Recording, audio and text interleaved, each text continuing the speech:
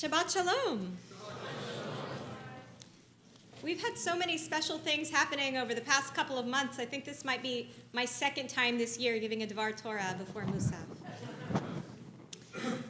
In the Midrash Sifra, Rabbi Yehuda teaches, whoever brings shlamim, the peace or well-being offering, brings shalom, or peace, into the world. In more modern language, whoever says thank you by sharing food brings peace into the world. So many of us know the joys of both giving and receiving food. When I was in college, I looked forward to each holiday, Jewish and secular alike, knowing that I would receive a ridiculous amount of Trader Joe's chocolates and a package from my mom. More recently, my family was touched by the wonderful meals that our CBT members brought to our home after Batya's birth. It feels even better to share food, whether baking pecan bars for friends and family, delivering mishloach manot, or of course sharing a Passover Seder. Later in our Parsha than we read today, our Torah lays out the requirements for zevach shlamim, the offering of peace or well-being. Actually, it may have even been in that Parsha that we read today. With the zevach shlamim, the offerer and their family must consume the sacrificial animal after it has been cooked, and they must consume it quickly. If the offering is given for the purposes of Thanksgiving, one must eat the offering the day it's offered. If the offering is given for the sake of fulfilling a vow, like, if I get this job, I will bring a sacrifice, or for any other reason, then it must be eaten by the day after it is offered, or else the leftovers have to be burned. The lamb the Israelites are commanded to slaughter on the night before their exodus, and afterwards the Pesach lamb we are commanded to slaughter each year in the Mishkan and the Mikdash, was required to be eaten by the end of that day. Of course, no single person can eat an entire ox or sheep in 1 or 2 days. The celebratory zevach shlamim must be shared.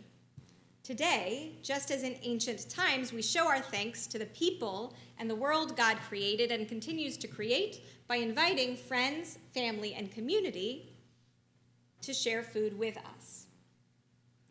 In just a few days, as the Magid portion of our Seder begins, we declare, Halachma Anya, all who are hungry, come and eat. At that point in the Seder at our home, we throw open the front door, and we and our family wave to any passersby, inviting them to come in and share our meal. Unfortunately, we have not had any takers yet, but someday. Even if we haven't had any takers yet, all of those who are hosting a Seder can invite someone beforehand who we have never invited into our home before. At any time of year, whenever we host others, we can show our appreciation of guests by acknowledging their dietary needs. For those of us who have had difficult dietary needs, whether in the present or in the past, it is a huge comfort to know that a space is safe and supportive to eat in.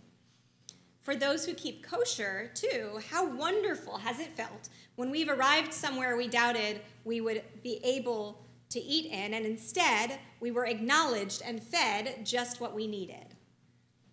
Beyond our own homes, we have endless opportunities to share food, from paying attention to when meal trains pop up for those in need, to signing up for CBT Cares and bringing groceries or soup. For those who are not able to host a meal at home, you're welcome to share food by hosting an oneg or a kiddush lunch here, whether for a birthday, anniversary, yahrzeit, or just in appreciation for our community.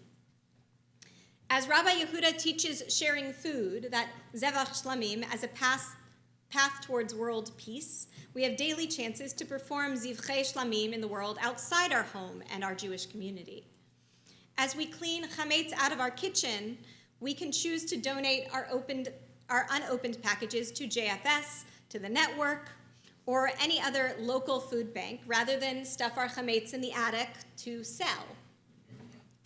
We can carry extra snacks, preferably snacks that are easy to chew, in our purse or in our car to give those in need that we encounter.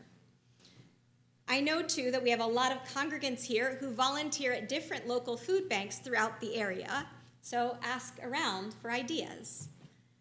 On a different scale, when we choose policies and people to vote for, we can look for those who support feeding the hungry. Maybe surprisingly in today's world, without our attention, that support is far from a given. Time and time again, our Torah calls for feeding the hungry poor, widow, and orphan from the corners of our fields and from the sheaves we have forgotten to collect. In the Haftarah reading we read each Yom Kippur, our prophet Isaiah calls for us to share your bread with the hungry, bring the homeless poor into your home, and when you see the naked, to cover him.